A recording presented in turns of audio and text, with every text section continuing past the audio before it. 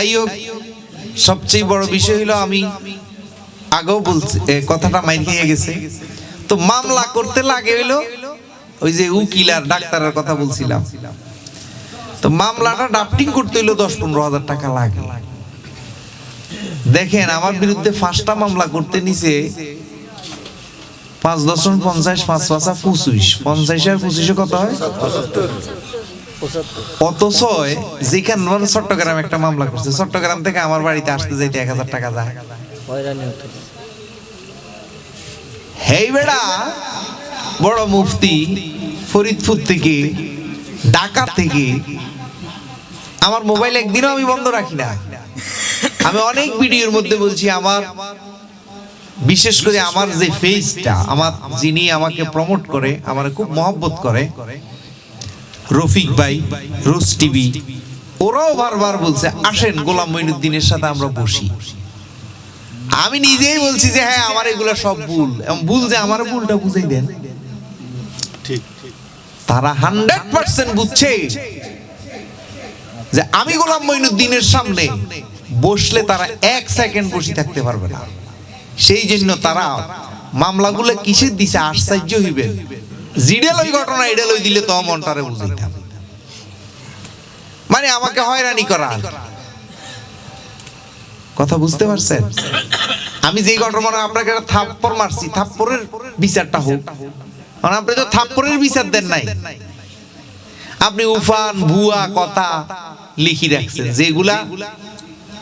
যেগুলা টিকেও না মামলা, কিন্তু আমি হাজিরা তো দিতে হচ্ছে। এই যে আমার হয়রানিটা হচ্ছে, তা আপনি কোন ইসলাম প্রতিষ্ঠিত করতে চান?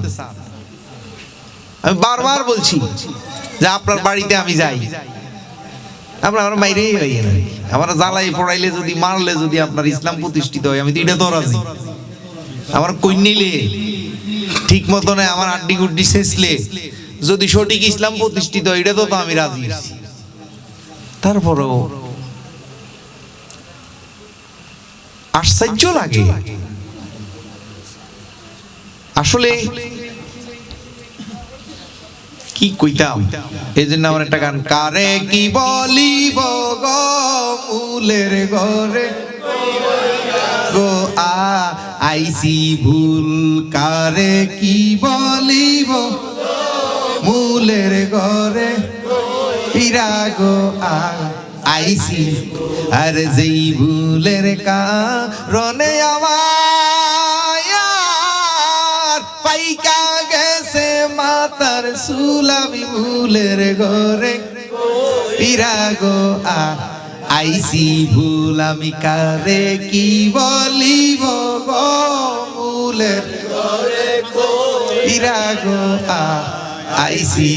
ও বাবা, আসলে আমাদের জন্মের দলিল কি আমরা সেটাই জানি না। আসলে আমরা কি জন্মসূত্রে মুসলমান, নাকি জাইন্না শুন্না মুসলমান, নাকি মাইন্না মুসলমান, এটাও জানি না। আর এমন ভাবে আমাকে আপনাকে ব্রেন ওয়াশ করে দিচ্ছে,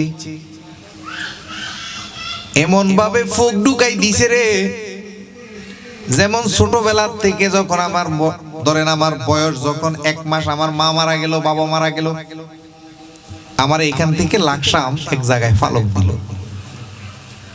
তো এখন জানে কে? ধরেন আমার ডাক্তার মামাই জানে। আমার ডাক্তার মামা কোনোদিন ওখানে যাইয়া কয় নাই যে এটা তোর মা বাবা না, আমার ডাক্তার মামা উনি ডাক্তারি করতে যায়। হঠাৎ আমি বড় হওয়ার পরে ভাই দি ভাই আমি জানতে পারলাম যে এটা আমার মা না, এটা আমার বাবা না।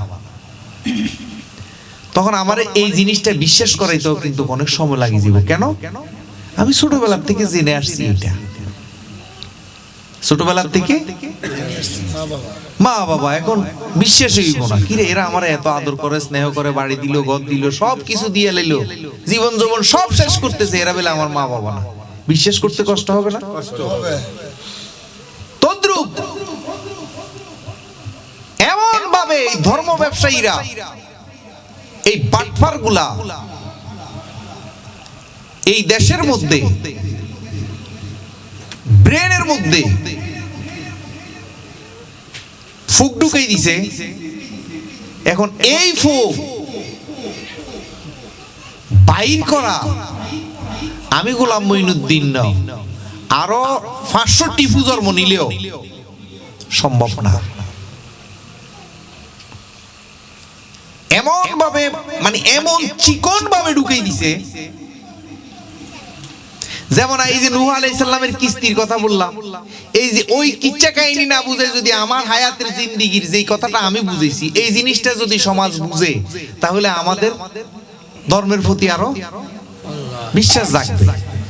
এই যে নমরুদ ফেরাউনের যে কথাটা বুঝে দিছি, ওই দিকে না বুঝে যদি এইদিকে বুঝি, আমাদের যাহা নাই ভবভাণ্ডে তাহা আছে দেহভাণ্ডে।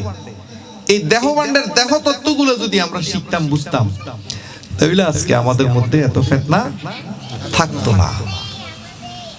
নাইলে আমরা সবাই ধর্মের কথা কই, কোরআন একটা, আল্লাহ একজন, নবী একজন, তাহলে আমরা কেন আজকে এই দল এই দলের কাফের কই, এই দল এই দলের কুত্তার বাচ্চা কই, এই আলেম এই আলেমের ভণ্ড কই?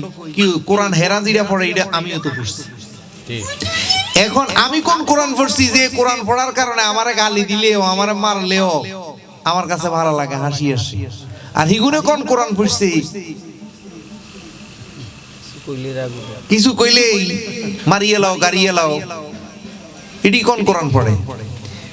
আল্লাহর রাসূল কোন কোরআন শিখে গেছে যে আল্লাহর রাসূলকে একটা সর মারছে, উনি ইহুদিরে জিজ্ঞেস করছে তোমার হাতে কি ব্যথা পাইছো, তো উনি কোন ইসলাম করছে? আমাদের এই গণিসার দরবারে ভক্ত আসতো বোগরাফরি, কিন্তু গণিসা কোনদিন প্রতিবাদ করে নাই। রাজাপুর দরবারে গরু লইয়া ফত দিছে, সেই গরু অর্ধেক ফতে জবাই করে খাইয়ে লাইছে, কিন্তু রাজাপুরি কোনদিনও। তো এরা কোন ইসলাম করছে?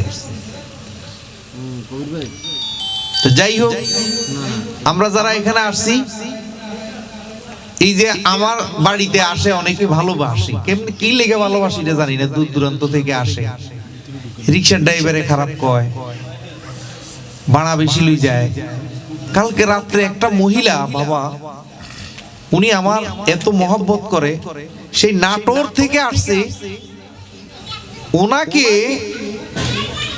ওই ফার্ম ফুটটি দিয়ে উঠে বলছে মুরব্বী মানুষ তো আসলে কোন আগুনে ধরছে, উনি তো চলে আসছে, ওরা দাইনচেতি নামাই দিছে। দেখেন হিয়ে জোড়া বলছে দাইনচেতি নামাই দিছে, ওরা রাইতে 4টা বাজে, ওর আপনার টাকাও নিয়ে গেছে, অনেক টাকা ড্রাইভারটা, হে সিনে জানে কইয়া ওনাকে গাড়িতে করে নিয়ে আসছে। পর সকালবেলা আমাদের এই যে সানাউল্লাহ মিয়া মানে দাইয়া, উনি ওই যে এতাম করে আমাদের এদিকে জমিন মাফে, এর একটা শালি ভাড়া থাকে দাইনচেতি ফারুকের ডাক্তারের বাড়ির পিছনে। পরে ওই মহিলার ফোন দিছি, আমি তুমি কই আছো? দান ছুটি আছে। আমি দান ছুটি মানে কি, এটা তো অনেক দূরে, কই আছে? আমি তোমার আশেপাশে কোনো কেউ আসেনি? কয়েকটা মহিলা আছে, তবে মহিলারে দাও। তো মহিলারে দিছে, আর কয় অন্য বাড়ি, কয় আমি হিয়া জোড়া কারি বাড়ি, কয় আমার একটা বোন বিয়ে দিছি এমনি এমনি সানাউল্লাহ মিয়ার দাইয়া, কয় যে হের কাছে। ও আচ্ছা আচ্ছা, তাইলে দাইনচেতি কোন দেয়? তখন যাই আমি, এই সকাল ভোরে আমি আর এই ছেলেটা যাইয়া এই বুড়া মুরব্বী মহিলাটাকে আনছি, এই দাইনচেতি যাই একটা অটো রিজার্ভ করে। তাইলে একটা লোক কত নিকৃষ্ট হইলে বাড়াও নিল ডবলের ডবল, এবং মহিলাটা দাইনচেতি থেকে হিয়াজোড়া কতটুক দূরে? কোন 1-1.5 কিলোমিটার 2 কিলোমিটার, ঠিক না? তুই এনে গেটের সামনে আনি নামাই দিলি কি হইতো? তাইলে আমাদের নীতি, আমাদের কৃষ্টি কালচার কোথায় গেছে? আরেকজন আসছে হেরে লই গেছে, হে কইছি হিয়াজোড়া, হেরে লই গেছে হিজ্জাড়া। তো ড্রাইভারও আমি চিনি, ঘুরাই গাড়াই হিজ্জাড়া টিজ্জাড়া ঘুরাই আনি আমার গেটের সামনে নামাইছে। কই লই গেছে? ওই হিজ্জাড়া আপনার ডালুয়ার পাশে। এখন ঘুরে গেড়ে আনি, আবার এখান থেকে 300-400 টাকা নিয়ে এলেছি।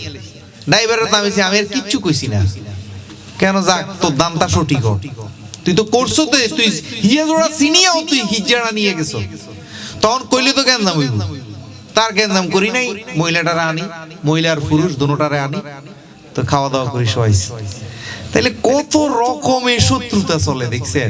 একটা মানুষ ভালোবাসি হোক, আমারে খারাপ জানোস তুই, ঠিক আছে, কিন্তু তোরে তো সে ভাড়া কম দেয় নাই, তুই জানোস আমি ভণ্ড, ঠিক আছে, ভণ্ড তোর কাছে, কিন্তু বন্ডর ভাড়াটা তো ফুরাইছ নাঙ্গলকোট থেকে, কিও বন্ডের ভাড়াটা তো তুই লইছস, তো বন্ডের ভাড়াটা লইয়া বন্ডের বাড়িতে পৌঁছা। তো বন্ডর বাড়িতে না পৌঁছাই এই যে তুই ইসলাম কায়েম করছ, দিয়ে জোড়ার কথা কই ইজারা লই গেছ, মহিলা নাটক তুন আসছে তারে লই গে দাইনছে তিন আমায় দিছস, তুই ভাড়াও নিলি। তো এই যে মানুষের দেখেন, তো কি হইছে, ওনার কি টাকা পয়সা সব গেছে গা না? যাই হোক, এগুলো ঠিক না। আপনি আমাকে পছন্দ করেন না, আমি তো আপনার বাড়ির যে পড়ি থাকি না, আপনার থেকে আমি কিছু চাই না, আমার যা আছে আমি তা নিয়ে আছি, আমার বন্ডামি নিয়ে আমি আছি, আমি সরকারের কর দিচ্ছি, আমি সরকারের আইন মানতেছি, সরকারের ব্যাট দিচ্ছি। যদি বাংলাদেশ সরকার মনে করে যে তুমি থাকতে পারবে না, আমি চলে যাব, সমস্যা কি? কিন্তু আপনি তো একজন মানুষের ক্ষতি করতে পারেন না। মানুষ কত কষ্ট করে, এই যে এই লোকটা ওদু ২,৫০০ থেকে, এই ছেলেটা হবিগঞ্জ থেকে, কত দূর দূরান্ত থেকে মানুষগুলো আসছে, রংপুর, এই যে শম্ভুগঞ্জ থেকে, কত ভালোবাসি, এই রাত কালকে রাত্রে ছুটছে, আজকে সকালে আসি নামছে। তো যাই হোক, কথা এগুলা না, আমরা সকলের নীতি ঠিক করতে হবে। এই ধর্ম ব্যবসাটা আমার যুদ্ধই হইলো, ধর্ম নিয়ে ব্যবসা করা যাবে না। আমার যতটুকু আছে অতটুক দিয়ে আমি চলবো। ধর্মের নাম জিএন দিয়ে ইয়নের কথা হিয়েন দিয়ে ইয়ে না, এলাই উল্টা খালটা কাম করে, ইয়াজোড়ার নাম ইয়াজোড়ার গাড়ি ফুরে ইয়া হিজাড়া করে ওই দাইনচাতি নামাই দে, আর ইয়াজোড়া আনি নামাই দিতে পারে না। তো উল্টা আর কি এগুলা, এই উল্টা আমি করি, তো আসলে তো কি লাভ হইলো? তুই ওই মহিলাটা কান্নার মতো কইতেছে, যদি সে আরো ১০০ টাকা বাড়তি চাইতো, আমি তার ১০০ টাকা দিতাম, সে আমার দরকার আরো ২,০০০ টাকা নিত আমার থেকে, আমার গেটের সামনে নামাই দিত আইন না। এই ভোর ৩টা বাজে নামি, উনি নাইটে আসছে, কত কষ্ট। তাইলে এই যদি হয় আমাদের নীতি, তাইলে চলবে না।